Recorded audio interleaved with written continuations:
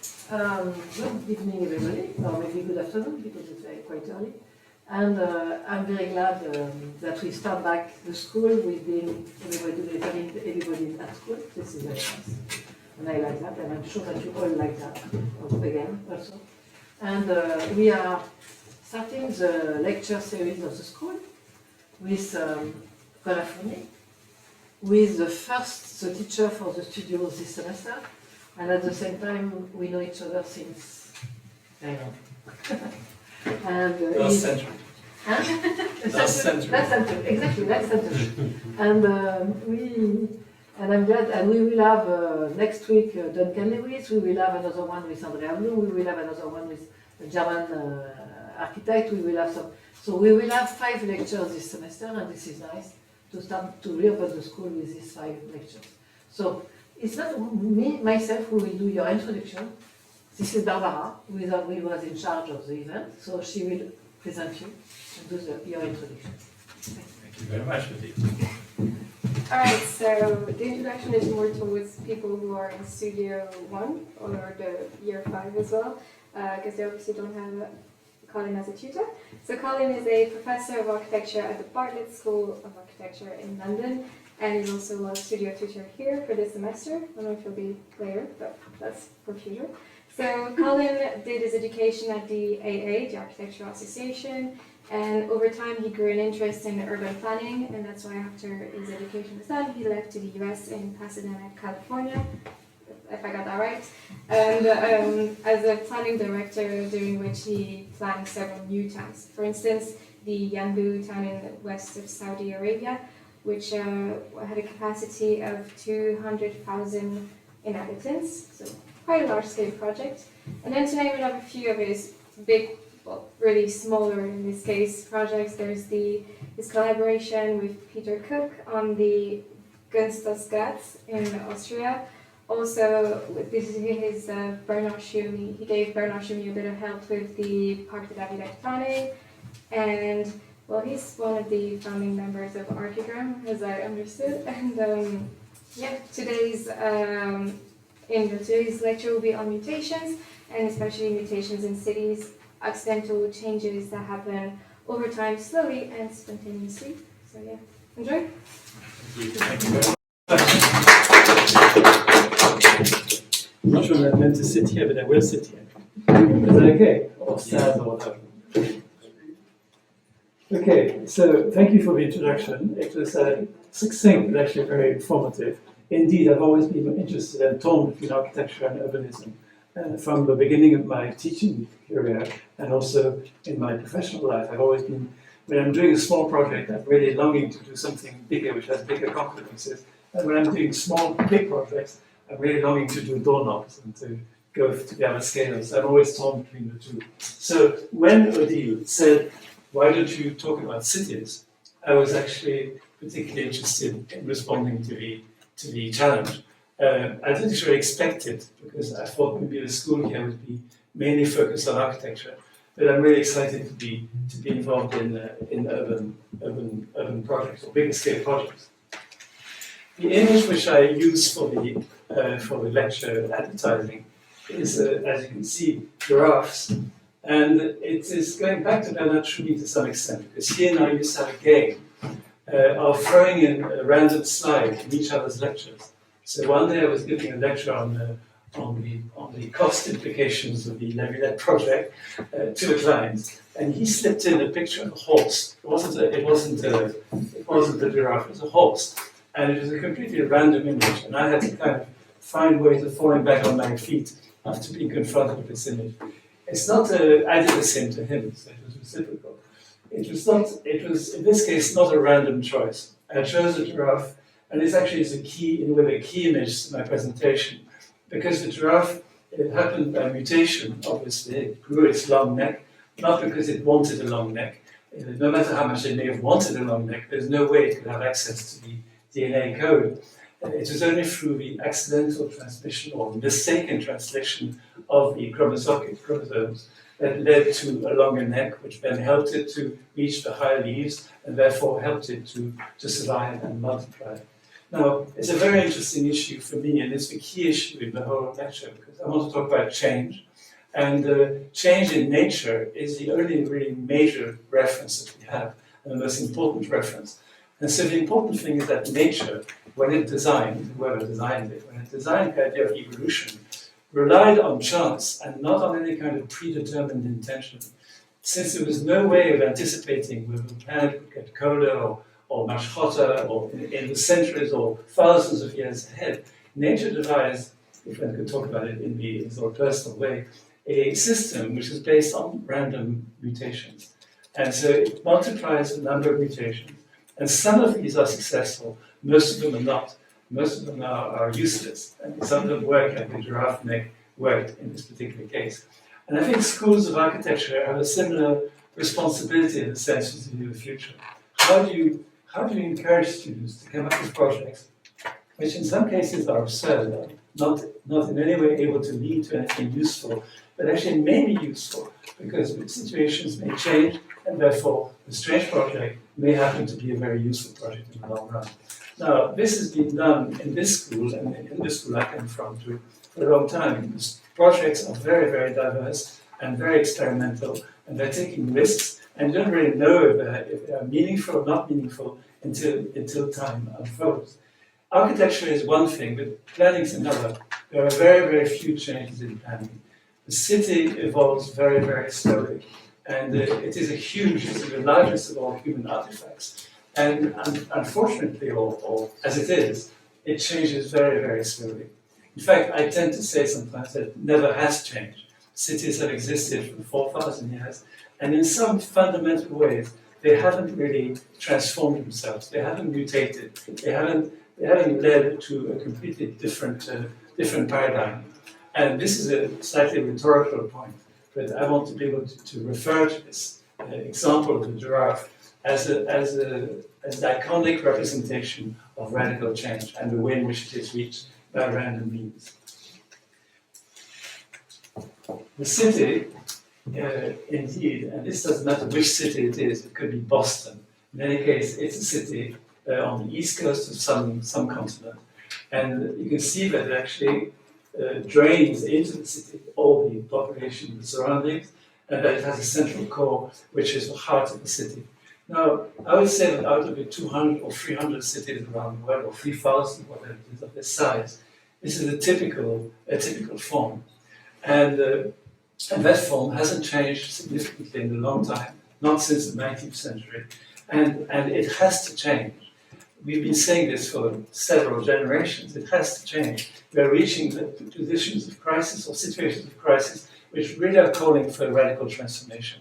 And so how does one achieve this radical transformation? It seems that, in my opinion, there are a number of DNA factors about the city which are not changing and which are crucial. And I would like to just hint at what they are. The first DNA code, so to speak, is that the city is a kind of social contract between the inhabitants and the city itself. And the social contract is that people will accept a certain degree of congestion and pollution and inconvenience and stress and so forth in exchange for the advantage of having access to other people, access to jobs, access to food, access to goods, access to health services, which they would not have if they did not migrate to the city. And so for centuries and centuries, this has been the attraction of the city. The city, by encouraging the coming together of people, offers certain things in exchange. What has happened, or what has changed in the last few years, is that the balance, the social contract, is no longer quite what it was at the beginning. Basically, the pollution and the inconvenience, the stress, the congestion, and all those factors have increased considerably. While, on the other hand, the provision of services which until now only the city could give, health and education and culture and so forth, can be obtained by other means than by living in a city. And I think this is philosophically the crucial point at which we are. People have been saying this for 100 years, that we are at a crucial point and that cities will change, etc. And cities still haven't changed. So in a way, the city is a very resilient organism, but keeps in mind the fact that that balance is no longer what it used to be. Now, things have changed a lot recently with COVID. And so, to some extent, many schools of architecture. This school, I've got a sore throat, I apologize, I can't do anything about it. Many schools of architecture around the world, including this one, have raised the question about what the future of the city could be, what the post-COVID city could be. I've been involved in lots of Zoom crits with students from different schools in Australia, and that is the theme. And my criticism of the response of the students, or indeed the teachers themselves, is that the alternative has always been the city, another kind of city, but always a city. People who've been involved in sustainability talk about the need for a sustainable city, but maybe cities are not sustainable. Maybe by nature cities are not sustainable. So why talk about the city? So I would very much like to and the reason why my course is not called post-COVID city or anything of the kind, just mutations, is that one should not predetermine in any way what form of habitat we are actually anticipating or what students would be working on. So I think it should be an open-ended contract, an open-ended issue as to what it will be.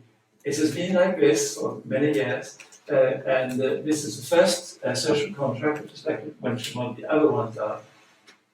The second DNA element of all cities from the very, very beginning is the fact that they are an exploitation of nature by man.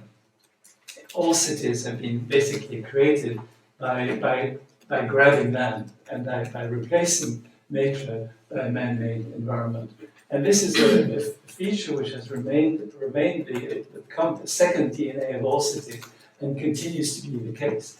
There are, of course, historically places where this has not been the case, like the famous creation by Dido of the Carthagines, where she said she only wanted as much space as she could cover with the skin of an ox, which she slightly cheated on. But basically, most cities are grabbing nature and devouring nature around them. The other DNA item is that the city is basically a machine for exploitation of man by man. It happens to be women here, but you know what I mean. So the two things the cities do is to exploit nature, to grab nature, and to grab human beings, which bring together in order to basically create a social contract, which is to do with the division of living exploitation. These two features with second and third DNA are characteristic of all cities and continue to be. And if anybody is thinking, as we are, about what kind of alternative habitats we have, the issue of how man is treated, how man is exploited, and how nature is exploited are two very key issues. The other DNA issue is form, the stability of the form. This is a plan of Miletus, a Greek city from 2,000 years before Christ. And in many ways, it could be the plan of Boston. You know. In many ways, the basic form of the city has remained very, very constant. Yes, along the streets which define the grid in this case, the buildings have gone very high now. The streets themselves have got wider. But the basic format, the basic concept of having a differentiation between the mass of repetitive units, which are, of course, essentially housing, and a few key pieces, which are the sort of building blocks of the city, has remained the same for 4,000 years.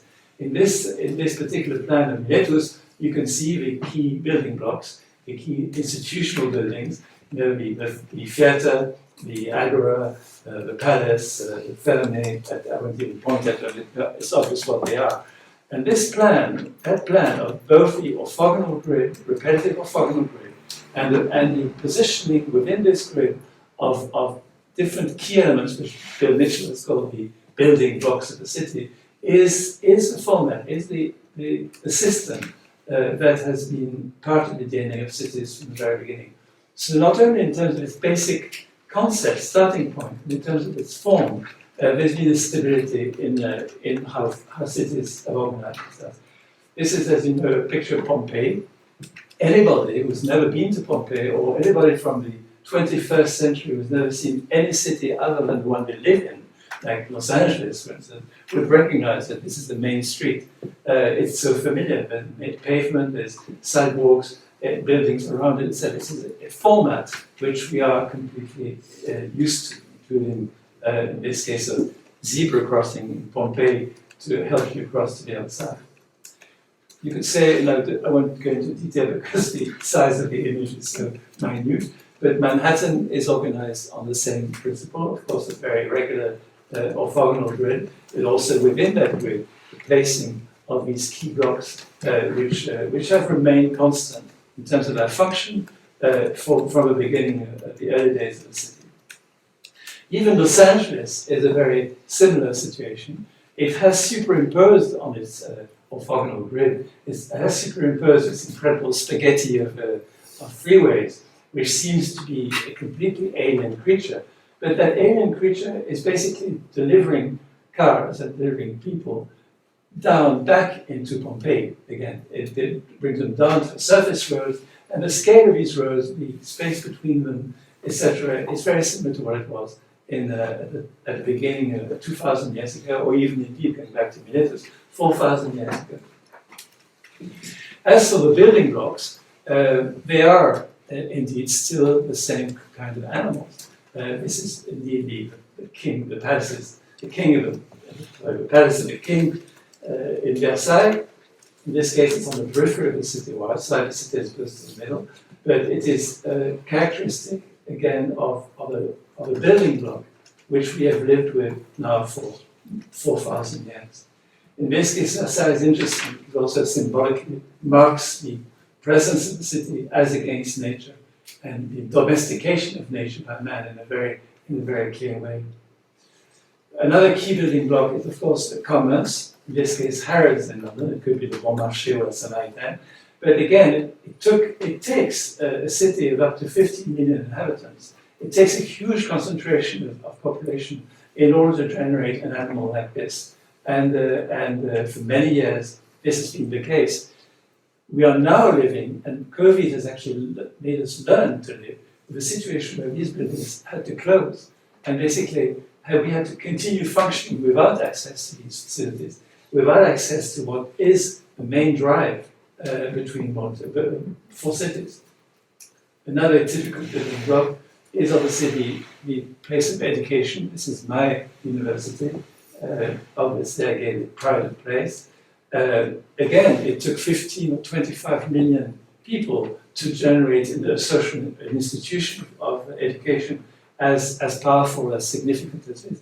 But again, we had to function for over a year, and this has happened before in history, without this institution. We had to function by means which made all this investment in matter, in materialization, superfluous.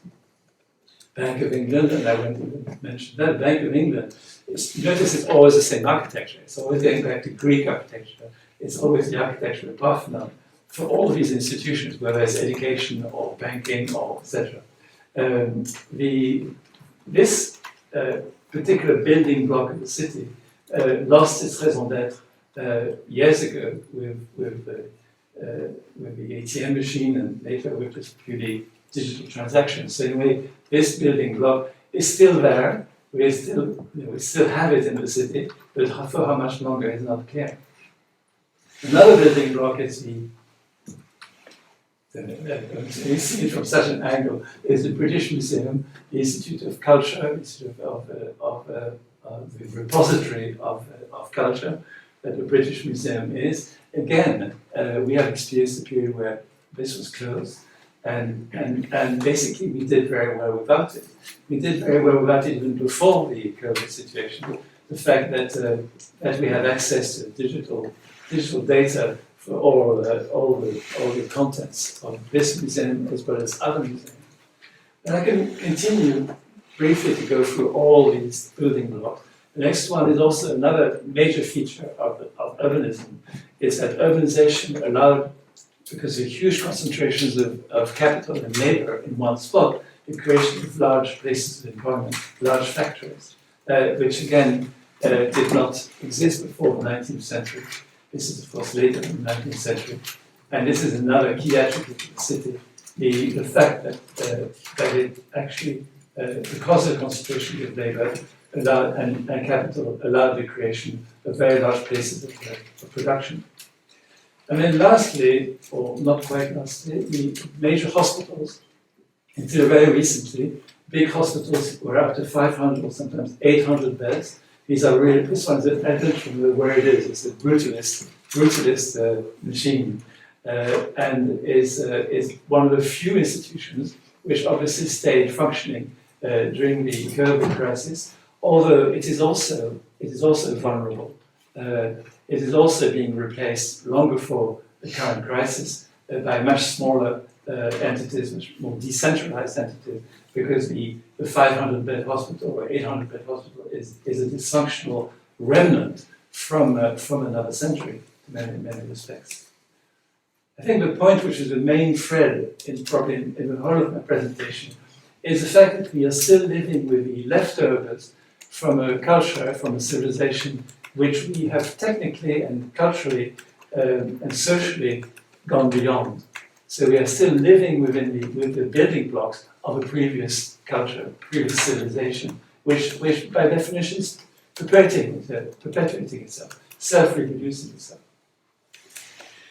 The other thing which you find in cities, part of its DNA also, is the access to culture, in this case theatre, in Drury Lane in London, and also the access to, in this case, the Opera House in Paris. Again, the fact that until very recently you could not have access to culture of any kind of elite nature, and this is a bad example in many ways, without huge concentrations of people. And all this is now coming to an end. We know that we have access to music, we have access to film, we have access to all the products of contemporary culture without having to have any of these monuments, without any of the buildings. The same with sports. This is the Colosseum in Rome, I think. This is Wembley Stadium during the crisis. I should have a picture of a match with no spectators, just the green, but you've seen these before. So basically these are these building blocks which I'm now in a way encouraging all of you doing this program on the city to question: are they still relevant? Are they still needed? Are there other forms of providing them? Does it require a city or not require a city? Until the 19th century, the production of power, sufficient power to make a city function, required huge power plants. This is the Battersea Power Station, which is of course a famous iconic building, is no longer necessary.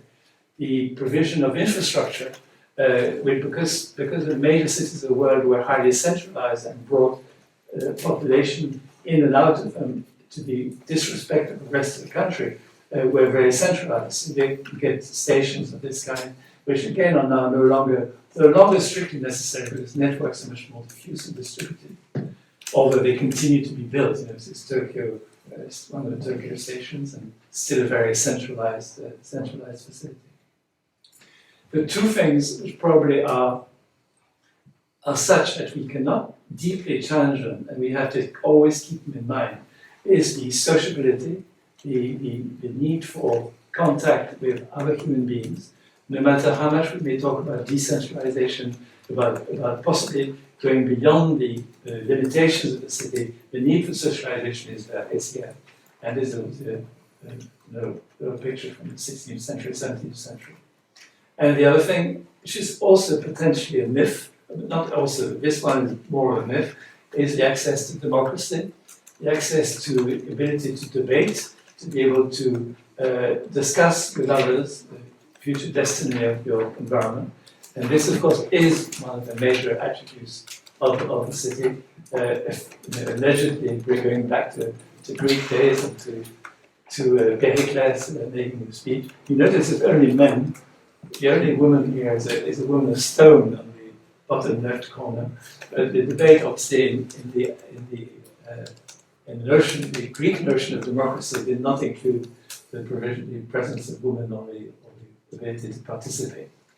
So, I've been just trying to say these are extraordinary, stable features of the city for 4,000 years or whatever you want to attribute the beginning of cities to. And this is the DNA which is always present and always making sure it's reproducing itself. Obviously with variations, obviously with some mutation, but not so many that the type has been changed. And yet cities have been under considerable threat since the beginning of their existence. Some of those threats come from nature, and obviously, sorry about my voice. Obviously, the volcanic eruptions is a very fundamental and very important one. I can go quickly over these, Vesuvio, etc. What's important is, of course, this image which stays in our memories. Since you first see it, it stays in your mind, of the leftovers of Pompeii after the eruption of Vesuvius. And effectively, in a few seconds, or in a few minutes, in a very short period of time, a very sophisticated civilization was destroyed and was kind of mummified.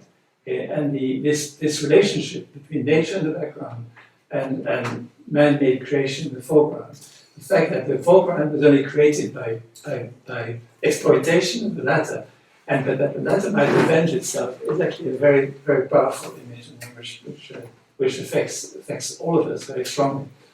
Obviously, climate change is the other thing which is happening, and which is very different from what has happened in the days of the eruption of Vesuvius. Climate change and the fact that the melting of the ice cap has enormous repercussions. Obviously, hurricanes and tornadoes, which is a very acute example right now taking place in America. Flooding.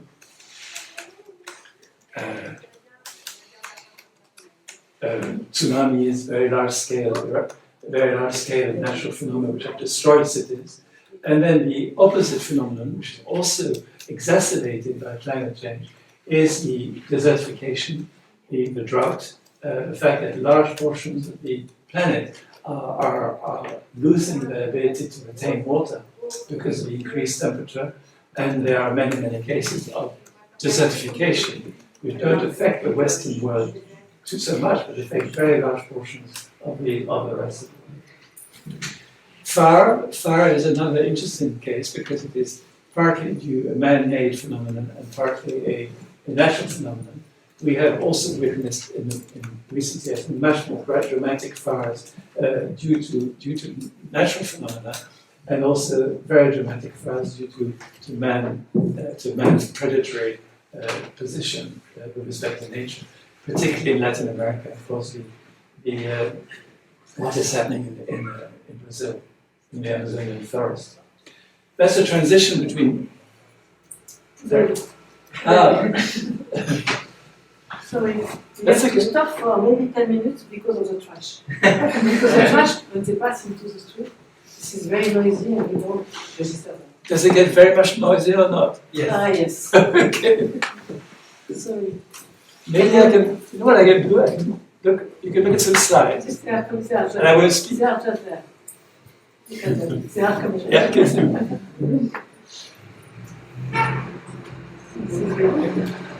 But just look, for 5 minutes, just look. I'll just go through a few wall slides. It's easy.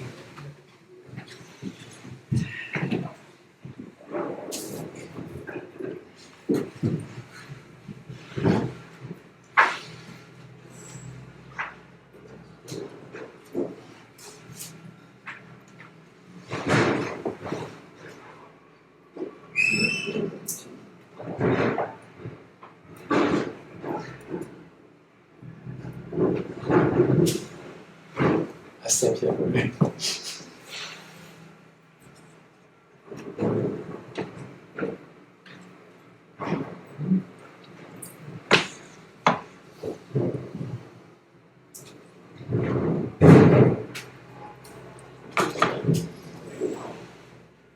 I'll speak over it for a minute.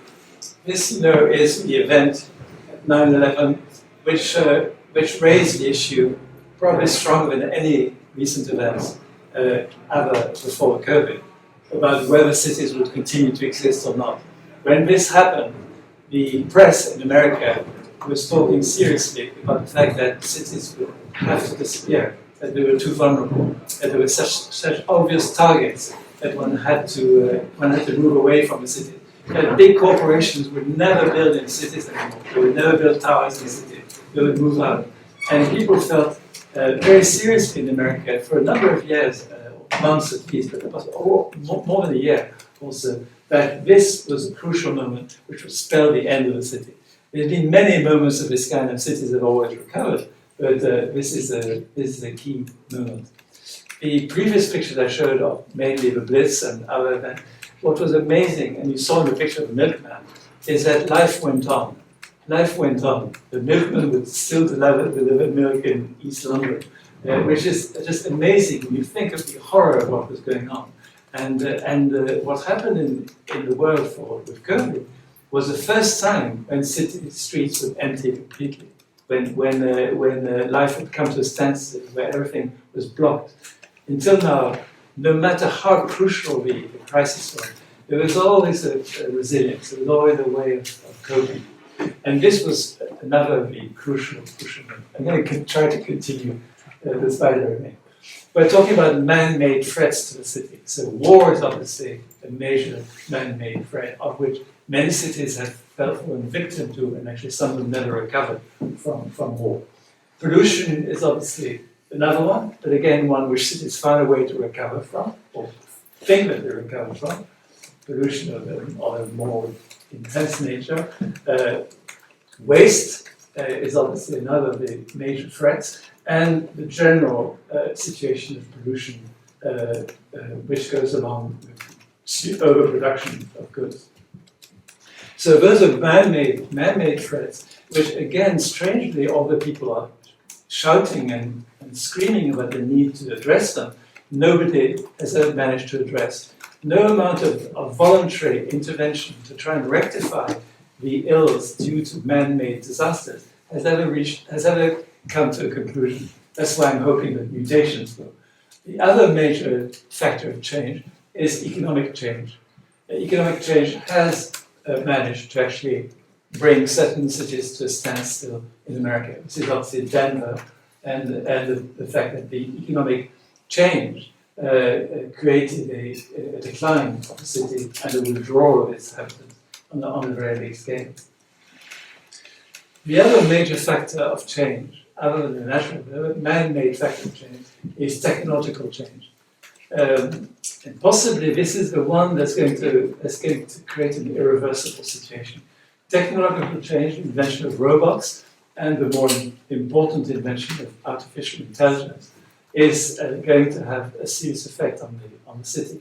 Because if machines replace workers, if the concentration of labor in one spot to the point where they can be exploited and used for production is no longer the key paradigm, then what will happen? What will happen to the city? It shows a picture of a robot which is a bit like your robot, although it was a strange fantasy that this would be able to manipulate a computer or handle a typewriter. But you know the phenomenon. We are under a situation where percentage of people are no longer needed for production. And what will happen to the city then? You notice there are only men again in this picture. A very important book which I've put on my reading list is Neuromancer, a book by William Gibson, which is the first author who coined the phrase cyberspace. And the first time, how many of you have read this book? Nobody has read this book. I sort of started going through it. Yeah? A couple of days back. A couple of days back, recently. Yes, okay. very recent. It's probably 20 years old or 30 years as you've taken your time to get to it. But it's the first time the term cyberspace was used. And what William Gibson imagined in this tale, which is of uneven quality, but what he imagined is that the Earth was metaphorically covered with another layer, which was a layer of digital data and digital communication. And that, in a way, that was the real city, the city in cyberspace, and not the physical city below. And this was a very, very radical proposition, which was then used by many science fiction writers and expanded considerably, but which raises very, very fundamental questions. So now that communications have become as powerful as they are, where does the city lie? Is it in the digital sphere or is it in the physical sphere? And as Gibson said, many architects will abandon their positions of being architects and building buildings, and we actually build digital websites for clients as opposed to buildings for clients. In fact, already a lot of money is spent on digital websites rather than headquarters of new companies. So he put his finger on a very important fact. Digital representations of the web. And again, when you see this city, you see this image now, it's a slip. When you see this, you have to ask yourself about whether this is a city as opposed to a network of streets and buildings and things which have existed since the age of Miletus 4,000 years ago. The other key book which I recommended in my brief is a book called City of Bits by William Mitchell. And what William Mitchell did in a very, very convincing way, very powerful way, is that he took one by one all these, the term building block comes from him, one by one the building blocks of the city, starting with the banks, then moving on to the schools, then moving on to the hospitals, and said basically all of these are in the process of being dematerialized. All of these are in the process, this was 20 years ago, before the real fundamental digital revolution, and being replaced by intangible networks of communication. Again, this has talking about threats to a city, this is one of the most significant man-made threats. And indeed, we are living both the advantages and the disadvantages of these threats right now. Alexander Graham Bell, in whenever it was, I forget now the dates, the end of the 19th century, making his first telephone call. Notice there's only men again in the image. A very, very crucial moment in the shift to the age of communication.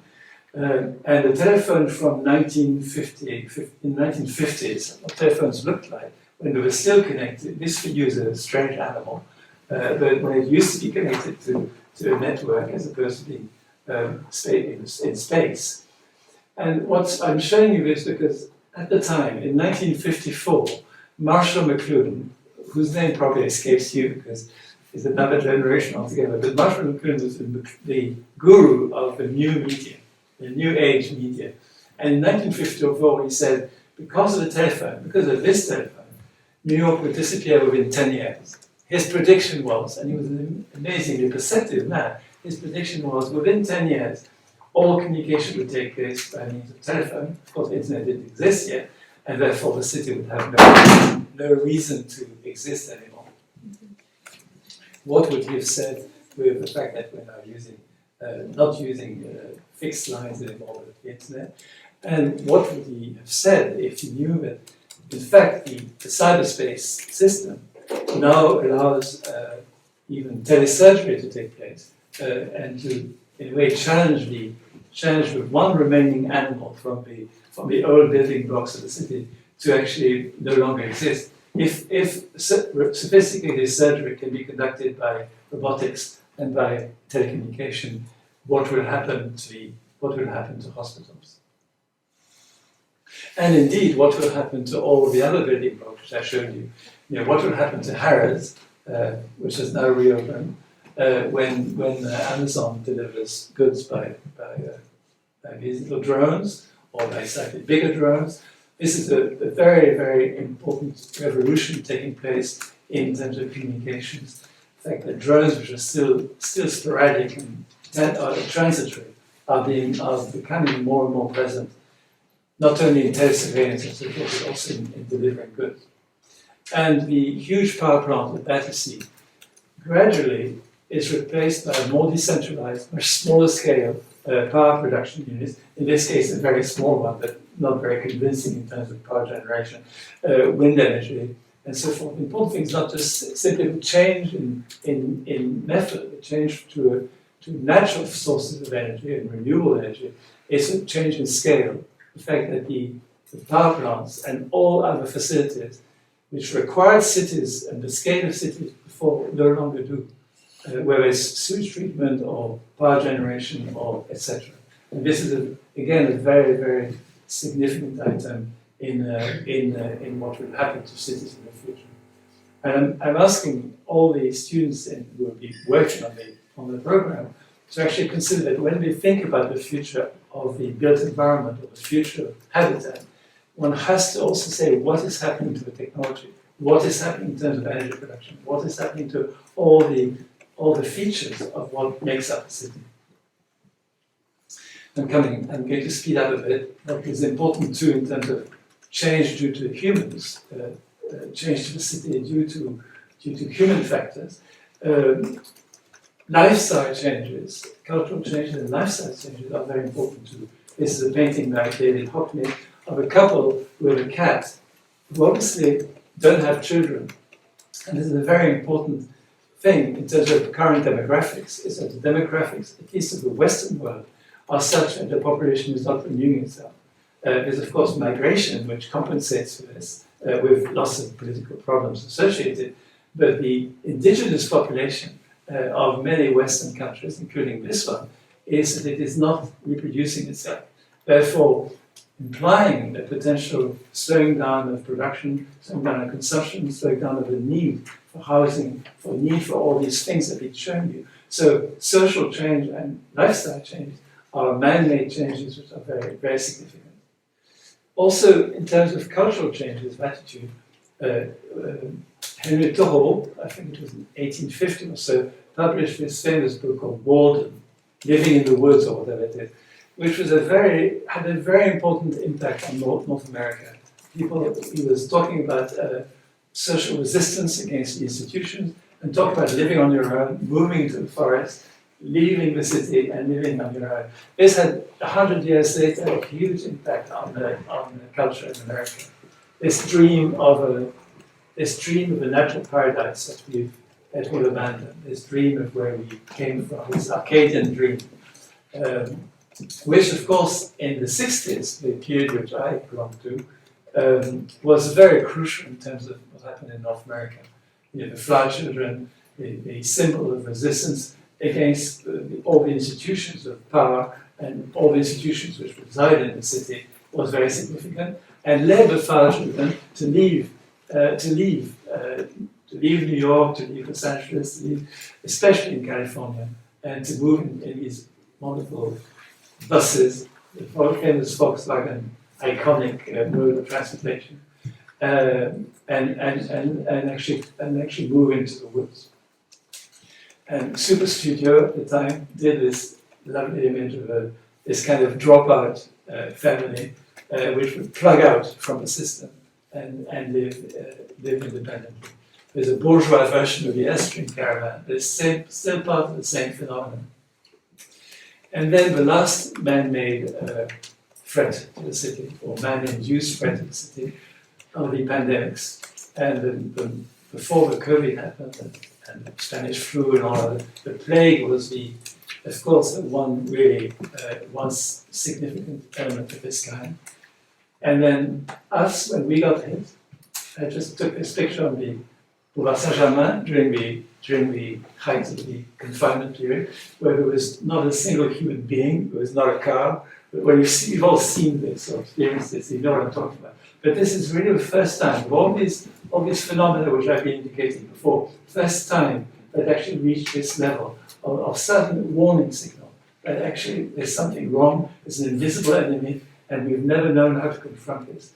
And then I took this film also it's a film that I think it will run of birds mating or courting on Bois Saint-Germain, completely empty Bois Saint-Germain, and the ducks and other animals started taking over. And this is a magical moment because we knew also that pollution, for a brief period of time, pollution was drastically reduced, and we've all lived, I said, I don't need to expand on it, but in a way that no concerted action had never achieved. The accident of this rogue laboratory assistant, or whatever, releasing the virus, had an impact which no NGO, no government had ever been able to achieve in terms of environment. So the post-COVID city, as a theme, since this one event was so radical, was indeed something which spread like wildfire around the world, and got involved in so many student projects to do with something else. This school had this idea of saying there's also the sea. You know, there's I forget if it was last year or the year before, a project on living on by the sea was a very important project. Going back, of course, to what's it, 1,000 Leagues Under the Sea, Captain Nemo. The fact that, yes, some students said, well, actually, there's a way of living, but which is just on ships, which are constantly moving around the world. There was discussions about, of course, renewed discussions about nomadic living as a possible lifestyle, and the remembrance that the nomads were not always marginal cultures. The Scythians were a very, very sophisticated culture, with very wealthy, very advanced culturally. And so nomadism doesn't necessarily mean abandoning the attributes of civilization, which always have been invested in the city and no other form of habitat. Then there are very few examples in architecture. Archigram, and in a way, favouring my own friend maybe, but Archigram came up with lots of nice projects, which were counter-city projects, which were alternatives to the city. This is a funny drawing by Peter Cook, which is not really not a city, it's a city camouflaged to look like a hill, like a piece of a garden. But it's making a point. It's making a point that a city doesn't have to be like a city. It's like a Trojan horse in a way. It is not what it seems to be, but it's actually still saying there could be a different appearance to what the city. Ron Heron, also from Mcluhan, did a more radical proposition, saying the population of New York might one day build these strange walking city elements, animals, and they would migrate out of the city and spread through the countryside. Still, because you're talking about the 60s, still a very mechanistic view of architecture and a very mechanistic perception of culture, but a very important proposition, say, cities, population can migrate out of the city. And then Super Studio publishing this quite haunting image of the people plugging out, of the far children moving out into nowhere, having left San Francisco, having left Los Angeles, and moving elsewhere. And then I think probably the most radical project of them all is the project by David Green, Rock Plug and Log Plug, where he suggested that in this world that is no longer inhabited by cities, but by a grid a service grid. All you would need in order to live is rocks or man-made things that looked like rocks or looked like logs, and there were actually service outlets which could plug into the grid. So in a way, in my brief, I asked the students to come up with quote unquote a master plan, an infrastructure plan, and things which are conventional notions about how you represent a habitat. But in a way, this is a city. This is a drawing of a city. This answers all the questions. That this little device in itself is a radical alternative to what we've inherited from the past. David Green did this before internet. So basically, the service grid was also providing information and data, which would be now completely unnecessary. But it still would be providing water and energy and so forth. And then together with David Green, Mike Webb, we then imagined that within this grid, we could connect his fun little cubicles and cubicles. Again, this as an alternative to architecture, as an alternative to conventional architecture, as an alternative to conventional cities as well. This was taken on by Lucy Horta, very much a copy of what Archibald had done, but she extended it with the idea of a habitable clothing with computer access, etc. And then concepts that the isolationist nature of plugging out doesn't necessarily preclude coming together and forming a small community of plugging out elements. And then you can go anywhere. You can obviously plug in your remote, your system into any space. Then, of course, now there's lots of discussions about the fact that one of the habitats is outer space, but I will not dwell upon that. I'm going to end briefly, so I won't hold you much longer, but just two more things. When I was a student, was a time when there was a considerable interest in cybernetics and in operational research, systems thinking. And I wrote my thesis at EA actually on the ideology of planning models, mathematical model. And Peter Cook, who had no understanding, of course, and wouldn't be interested in having any understanding, gave me the Yale Prize without probably ever reading my thesis. But I was convinced that you could develop a model of a city, a mathematical model. And I did this drawing at the time, which is a cartoon really, of analyzing with a stethoscope, symbolically, all the data from the environment, all the data from the city. So, my watch is calling me. You could actually analyze all the personal data from all aspects of the urban environment and the world, and actually come up with a method by which you analyze, compare, and predict the future of the built environment, the future of the world, the future of the planet, and then feed it back in.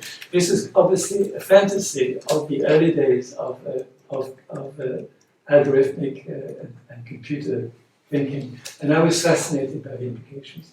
I'm still convinced that all the exercises we go through are little experiments, but it is important to have an overview. But how do you get that overview and how to actually analyze all the relevant trends in order to have a comprehensive understanding of the city is a very, very complex phenomenon. Norbert Wiener, the man who invented cybernetics, said that in a system devised in order to analyze or let alone control another system has to have at least as many variables as the system it is analyzing.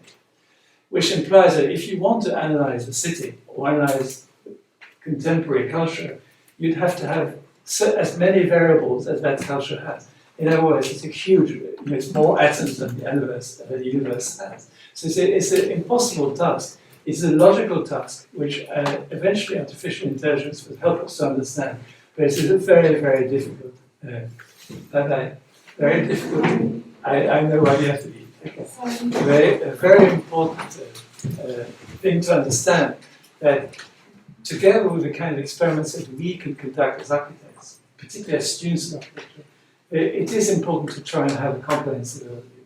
But it is very difficult to achieve, and the difficult fact is that the only people who can afford this are not even academic institutions, but the people who can own supercomputers like these, and that these supercomputers basically have only one purpose, which is to perpetuate the status quo and never challenge the status quo. There's too much money involved. So that is not how mutations, in my opinion, now. I didn't think that the same way 50 years ago. But I'm convinced that now it's not possible. So I'm now convinced that we go back to the giraffe. I'm now convinced that the giraffe is a much better reference than the supercomputer. The giraffe, with everything that it implies, in other words, the fact that essentially the real changes come from accidents. The real changes come from things which were not intended to be what they became. And I can give many examples. The one I gave in my lecture synopsis was the internal combustion engine. The fact that the men and women who invented the internal combustion engine had no idea, no concept, no intention to change the city. And yet it was the automobile and everything that came along with it that generated the super high densities of skyscrapers, Hong Kong, as well as the low density, low rise spread of suburbia, which would never have been possible without the revolution that was the automobile. And the key here is the fact that the invention of that small invention, again, with no intention of being a major intervention in urbanism, was probably, if you want to rhetorically emphasize it, was one of the key turning points in making cities become the way they are now. And just to conclude, and this leads me to the brief. So I thought, okay, we end up with Los Angeles, a very typical example of a major contemporary city. The thing which is atypical about it is that it is, in a sense, more radical, or has been until now, more radical than the earlier prototypes. Los Angeles is just a continuous mass, as you know, about 100 miles across by 60 miles deep of distributed, low-density, low-rise housing, with virtually, except recently, virtually no town center, no core. It's a myth that LA never had a core. It's not true, but nevertheless, it's only recently that downtown has become a CBD in a way that New York has a CBD or Boston has a CBD, etc.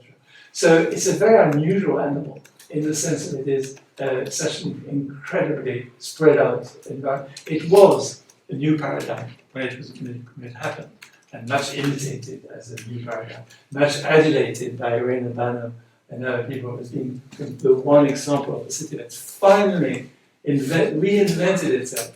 And yet we know now that it's not quite that Bannon was a bit too enthusiastic. But still, this is an amazing, for me, an amazing starting point. I've lived for about 20 years in LA. I still don't understand it, and it fascinates me. And there it is, giving it to the students as a starting point, to say to them, this is what you start from. What do you do? What can you do? And as I said before, I think a lot of what one can do is, in many cases, things which are not intentional, experiments, trials. And this is what I very much like to see coming out. And as a starting point, and as a way of ending my presentation, I've asked every student to write a little fiction on LA, a little story, where they would imagine what might happen 10 years from now, 20 years from now, 30 years from now. Given the history, which I haven't discussed here at all, but given the history of this city, like the city of all cities, what could happen? So I've asked them to write a little tale, a little fantasy, like filmmakers do, before experimenting with that fiction. So I'm basically asking for a fiction that would be the basis for your brief and how you want to take it and where you want to take it. Filmmakers, of course, do that all the time. And LA has had more films about its future than any other city in the world, most probably. Most of them are dystopic, most of them are catastrophic, most of them are about earthquakes and fires and destruction in one form or the other. I do suggest that your fiction should be as pessimistic as those of Blade Runner and other films. In the case of Blade Runner, the population has gone. The privileged population has moved to other planets, and the only people who are left are lumpen proletariat, are miserable people who have no ability to escape from the city. But I think you can imagine. You don't have to imagine more positive fictions, where maybe there's an outcome which is not as tragic. And then my final slide